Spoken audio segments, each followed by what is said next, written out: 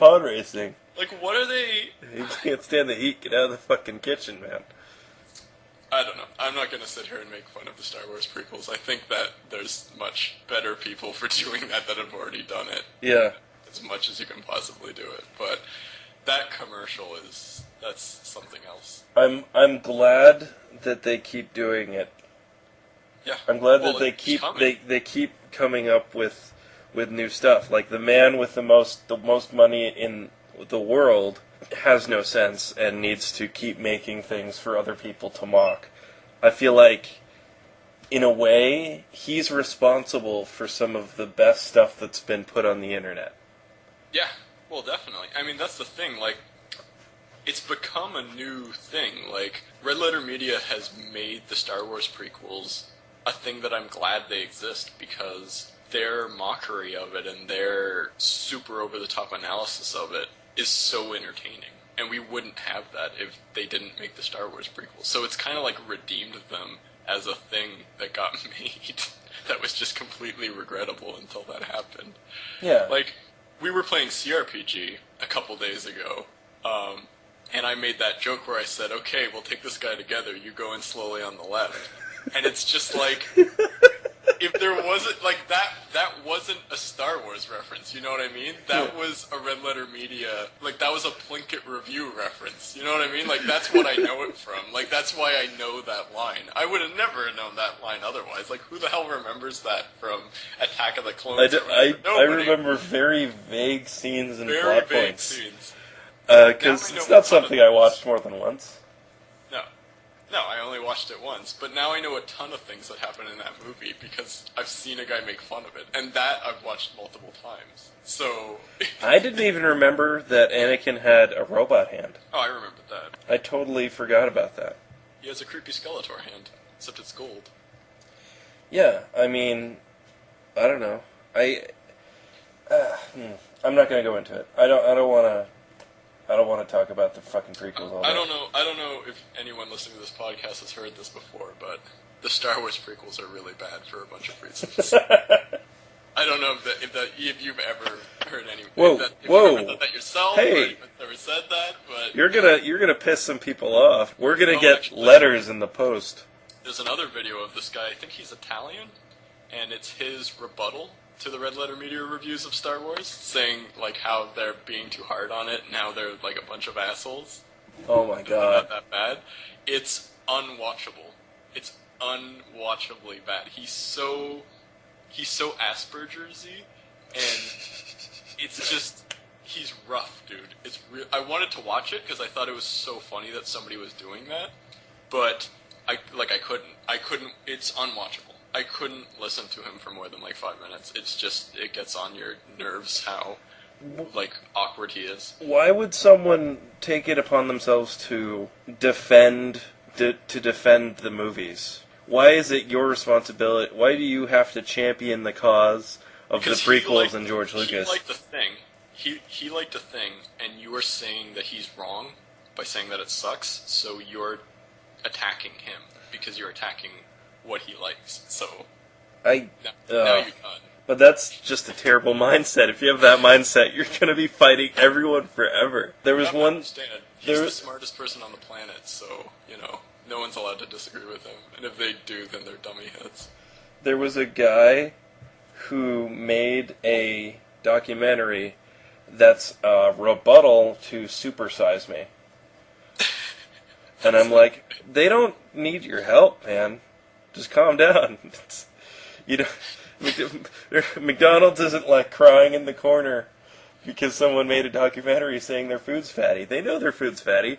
They didn't change a damn thing after that came out.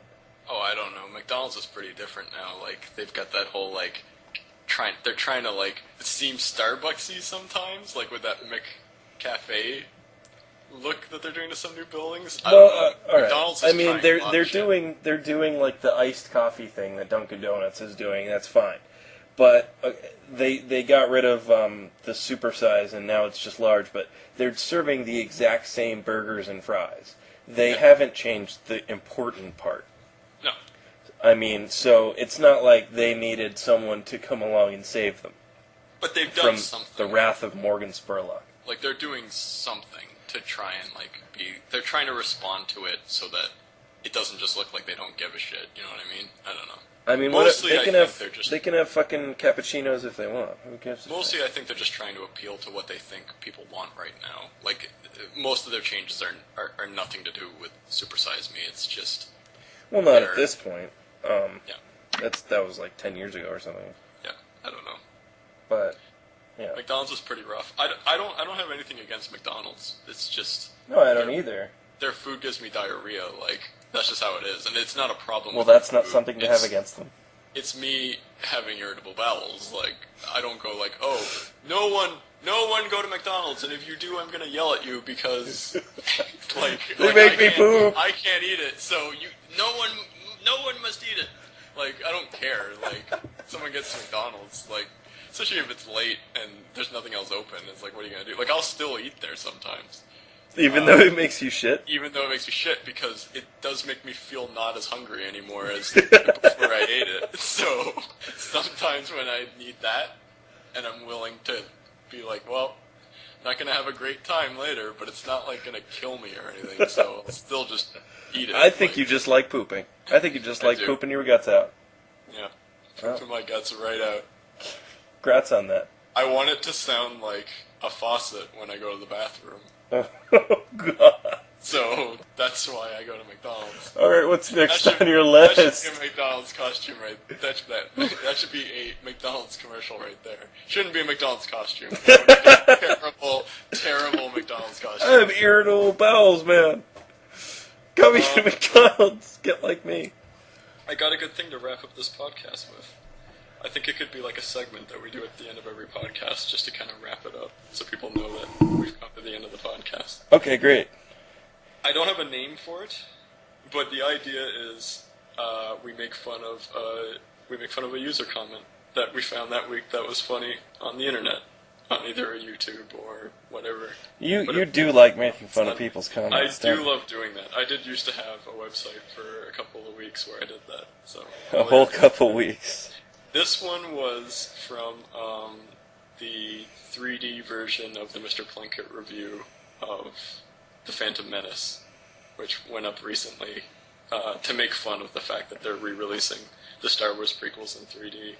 They re-released their reviews of them also in 3D, so they're just kind of blurry and slightly red and green. This was a post on one of them. I forget the username, but let's just call him Bob. I'm just going to read it verbatim, spelling mistakes and all.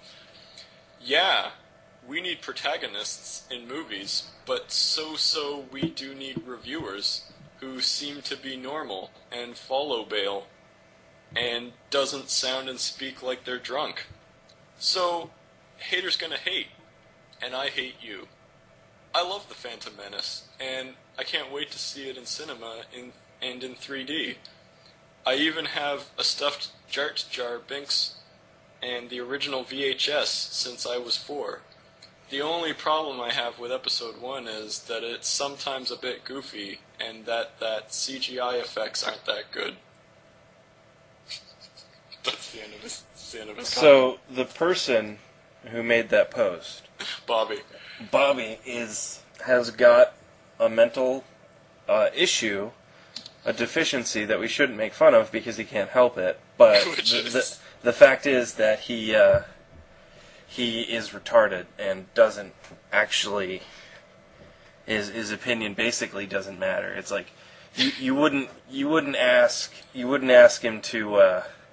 He has a problem that a lot of YouTube and game trailers and etc. commenters have, which is they really didn't need to write a comment.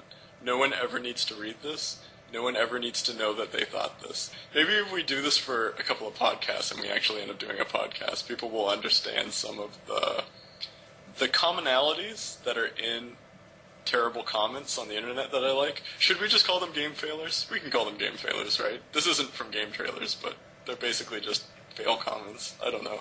But there's a lot of commonalities that people have problems with. This one of the ones that it has in it very clearly, which I love, is... people who have heard common sayings, or like things that people say, and so they want to say them too because they want to seem cool. but they don't know what those things actually mean. So they use them improperly. And Okay. they use them in a way that really reveals they don't know what they say. The thing I'm referring to in this is when he says, so haters gonna hate, and I hate you. Yeah. That's... When people say haters gonna hate, like, they mean, like, you guys, not me, are haters, and you're lame for hating on things, and I don't care. So He means it in the opposite way. He means... using the, what would you call that, kind of like the motto of people who don't care about how stupid people on the internet hate them, to say that you're a stupid person on the internet that hates someone. It's kind of adorably retarded. Like, I don't know how else to put it. And so haters gonna hate, and I hate you. I hate you. And actually, there's another video that this reminds me of. Have you seen this asshole dad who shoots a laptop?